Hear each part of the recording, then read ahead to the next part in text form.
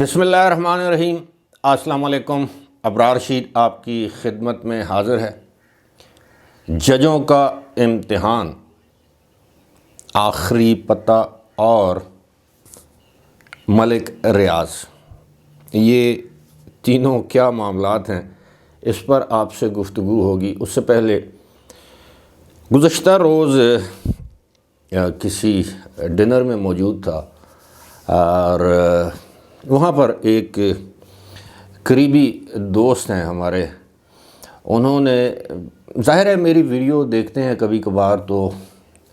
انہوں نے مجھ سے کہا کہ جناب آپ سے ایک درخواست ہے۔ میں نے کہا جی، کہ کچھ حساس نوعیت کی خبریں آپ نہ شیئر کیا کریں۔ تو میں نے ان سے پوچھا کہ وجہ، تو انہوں نے بتایا کہ جناب بعض اوقات کوئی بھی حساس خبر شیئر کرنے کی پاداش میں آپ نے دیکھا ہے کہ پاکستان کے بہت سے جرنلسٹ یا اینکر پرسنز یا یوٹیوبرز، ان کے خلاف کارروائی کی جاتی ہے،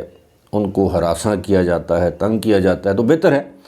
آپ اپنا بیلنس سا ایک تجزیہ پیش کیا کریں۔ تو اب دیکھتے ہیں، اب جرنلسٹ کا المیہ یا جرنلسٹ کا اب یہ کہہ لیں کہ پرابلم یہ ہوتا ہے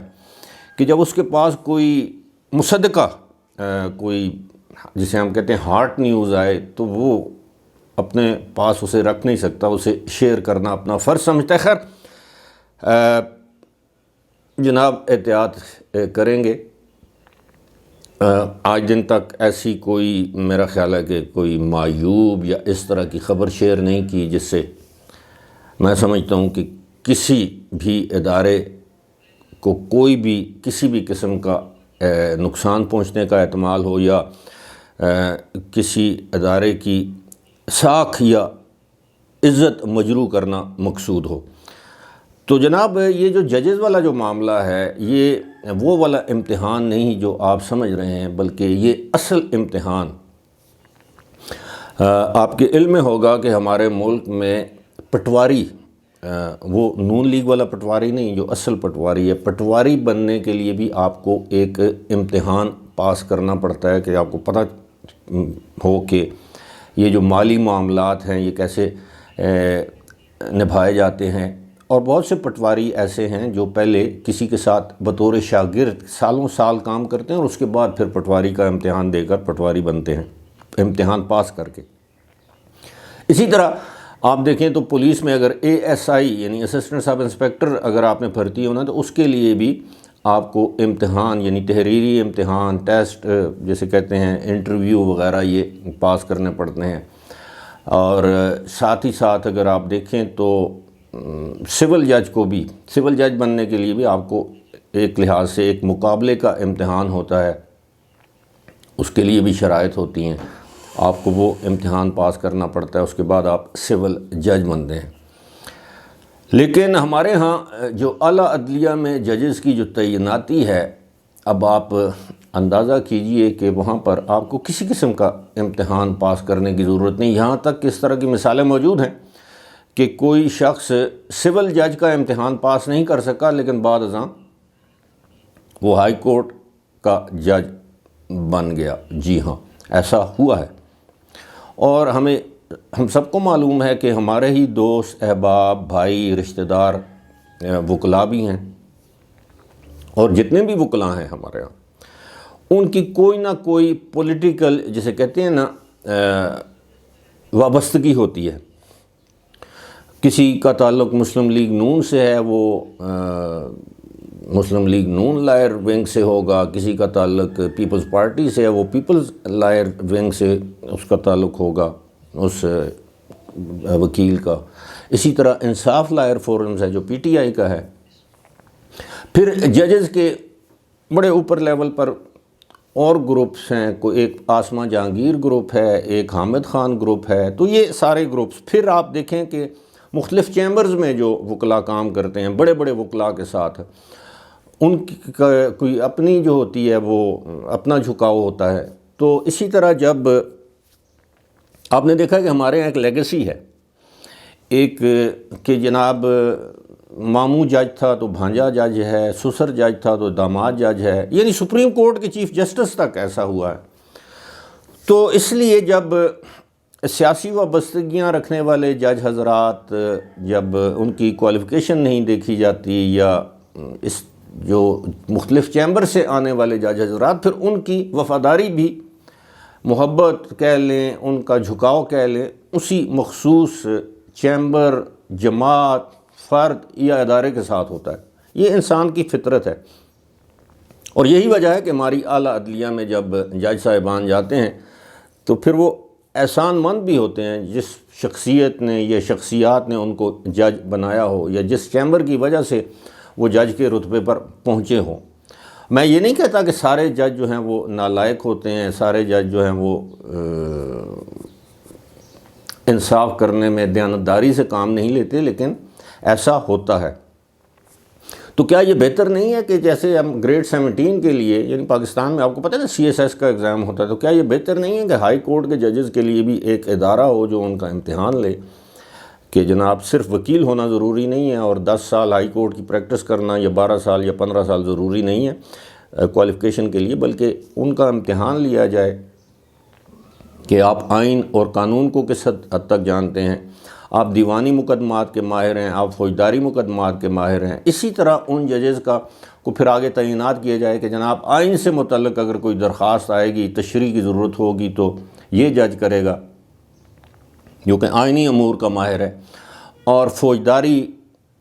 جو کرمنل سائٹ کے جو مقدمات ہیں یہ جج ان کو سنے گا، کیونکہ اس کی ایکسپرٹیز اس میں ہے۔ لیکن ایسا ہوتا نہیں۔ تو یہ پاکستان میں جو ہماری عدلیہ ہے انٹرنیشنل لیول پر، وہ 130ویں یا 31ویں نمبر پر ہے، اس کی ایک بڑی وجہ یہ بھی ہے۔ اور پھر وہ جج جب عدالت میں آتے ہیں، فیصلے کرتے ہیں، تو پھر ان کے فیصلوں سے ایک مخصوص قسم کا باعث، جسے ہم تعصب کہتے ہیں، وہ جھلکتا نظر آتا ہے۔ آپ نے دیکھا ہے ماضی میں سپریم کورٹ میں، ہائی کورٹس میں، مختلف ہائی کورٹس میں کسی ایک ہائی کورٹ کی جانب اشارہ نہیں کر رہا۔ تو اب یہ جو ہمارے جج صاحبان ہیں جنہوں نے یہ خط لکھا ہے، اور وہ خط تو ظاہر ہے جب آپ ایک خط کو پبلک کر دیتے ہیں تو وہ پھر پبلک میں ڈسکس ہوگا، اس کے حامی بھی بات کریں گے، اس کے مخالف بھی بات کریں گے، اور پھر وکلاء تنظیمیں بھی اس خط کے حق یا خلاف میدان میں آئیں گی، پھر ہم جیسے لوگ بھی اس پر ڈسکشن کریں گے۔ لیکن اب کہا یہ جاتا ہے کہ جناب یہ خط لکھنے کا مقصد کچھ اور ہے۔ مقصد یہ ہے کہ اس خط کے ذریعے اسلام آباد ہائی کورٹ کے چیف جسٹس کے بارے میں چارج شیٹ جاری کی گئی ہے۔ کچھ لوگوں کا یہ خیال ہے کہ یہ خط سپریم جوڈیشل کونسل کو اس لیے لکھا گیا کہ کسی طرح سپریم جوڈیشل کونسل کو یہ باور کروایا جائے کہ وہاں پر اگر کچھ جج صاحبان کی ریفرنسز ان کے خلاف ہیں تو ان پر ہاتھ کھولا رکھا جائے،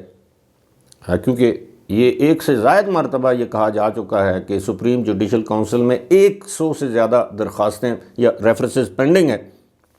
جن پر کارروائی ہونی چاہیے۔ بالکل اسی طرح جس طرح ماضی قریب میں ہم نے دیکھا جسٹس مظاہر علی نقوی اور دیگر جو جسٹس شوکت عزیز صدیقی کا کے جو معاملہ تھا، اس پر فیصلہ سامنے آیا۔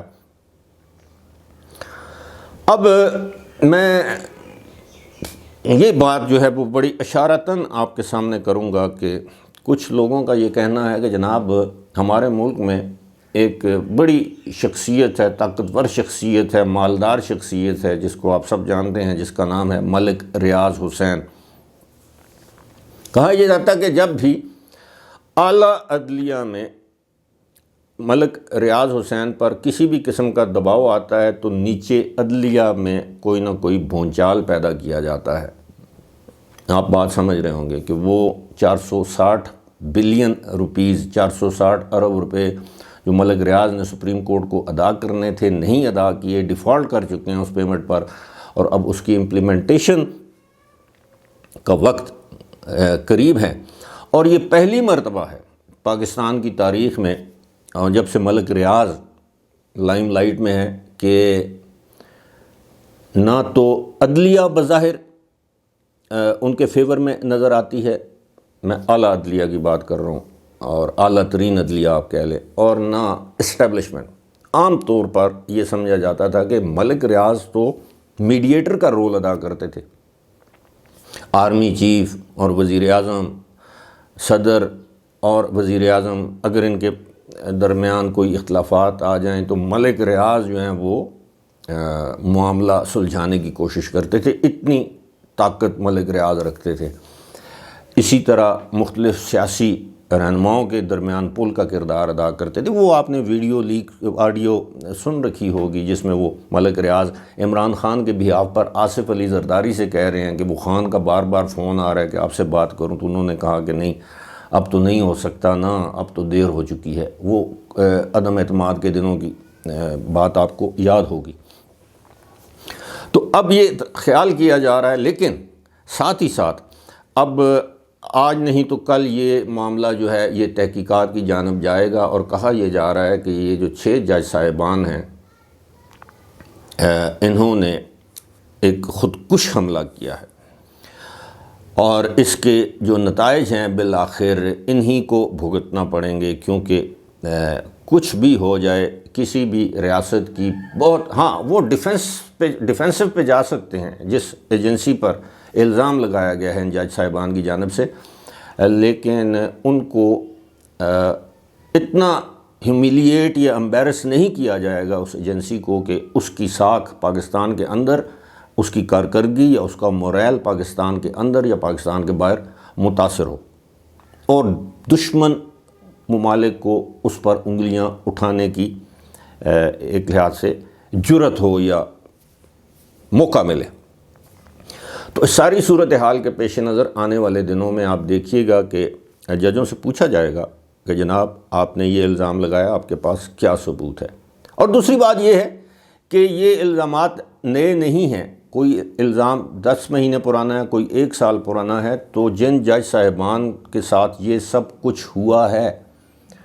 انہوں نے، جن پر وہ الزام لگا رہے ہیں، ان کو اپنی عدالت میں طلب کیوں نہیں کیا؟ ان کے خلاف توہین عدالت کی کارروائی کیوں نہیں شروع کی؟ جو کرمنل پروسیڈنگز ہیں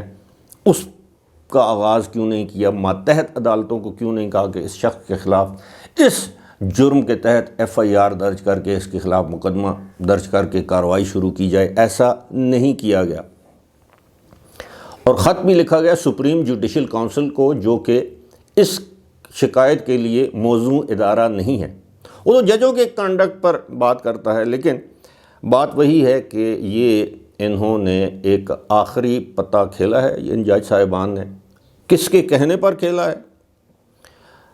اس کے پیچھے مقاصد کیا ہیں، اور جب سپریم کورٹ میں یہ معاملہ چلے گا یا انکوائری کمیشن اگر حکومت بناتی ہے تو اس میں یہ معاملہ چلے گا، کہ ظاہر ہے ابھی ملاقات ہو رہی ہے وزیر اعظم کی چیف جسٹس آف پاکستان سے، اس کے بعد معاملات پتہ چل جائیں گے کہ حکومت جو انکوائری جو ایکٹ ہے، کمیشن وہ انکوائری ایکٹ جو بھی ہے 1956 کا ہے، اس کے تحت انکوائری کمیشن بٹھاتی ہے، سپریم کورٹ اس کا از خود نوٹس لیتی ہے، وہ جو پٹیشن ہے میاں داؤد کی اس پر کارروائی ہوتی ہے، ہونی چاہیے، دودھ کا دودھ پانی کا پانی ہونا چاہیے۔ جج صاحبان کو ان کے پاس اگر کوئی اس سارے معاملے کے، ان سارے الزامات کے ثبوت اور ایویڈنس موجود ہے تو عدالت میں پیش کریں گے، اگر نہیں کریں گے تو یہ معاملہ جو ہے وہ ظاہر ہے جج صاحبان کے لیے کسی اچھی خبر یا اچھی بات پر منتج نہیں ہوگا۔ اور دوسری بات یہ ہے، اب ہمارے اداروں کو سوچنا چاہیے، حکومت کو سوچنا چاہیے، یہ جو عدالتی یا جو بھی آپ کہہ لیں اصلاحات ہیں وہ لے کر آئیں، اور ججوں کی اپائنٹمنٹ کا کوئی ایسا طریقہ کار وضع کیا جائے کہ آپ کے ملک کی جو لیگل فریٹرنٹی کی جو کریم ہے وہ سامنے آئے، سفارشی لوگ آگے نہ آئیں کہ یہ اس کا تعلق مسلم لیگ نون سے ہے، اس کا پیپلز پارٹی سے ہے، یہ فلاں چیمبر سے ہے، یہ انصاف لائر سے ہے، یہ پیپلز لائر سے ہے، یہ مسلم لائر ونگ سے ہے۔ ایسا نہیں ہونا چاہیے، نہ کسی جج کے رشتہ دار ہو، نہ چیمبر کا ہو، بس ایک ایسا مقابلے کا امتحان ہو جس کو جو پاس کرے وہ ہائی کورٹ کا پہلے ایڈ ہاک یا ایڈیشنل جج بنے، اس کے بعد اس کو کنفرم یا پرماننٹ کیا جائے، اور پھر اس کے بعد سینیارٹی کے بیسس پر وہ سپریم کورٹ جائے اور سپریم کورٹ کے چیف جسٹس کے طور پر ریٹائر ہو۔ امید ہے ایسا کیا جائے گا جس کی ہم امید ہی کر سکتے ہیں۔ اگر نہیں کیا جائے گا تو ہمارے جو عدالتی نظام ہے وہ جس طرح ملک میں دیگر ادارے جو ہیں وہ انحطاط پذیر ہیں، یہ مزید انحطاط کی طرف جائے گا، مزید ڈکلائن کی طرف جائے گا، جو کہ یقیناً اس ملک کے نظام انصاف اور پاکستان کے لیے ایک، میں سمجھتا ہوں کہ اب سب سے سہل اور میں نرم لفظ استعمال کرتا ہوں کہ ملک کے لیے اچھا نہیں ہوگا۔ فی الحال مجھے دیجیے اجازت، خدا حافظ۔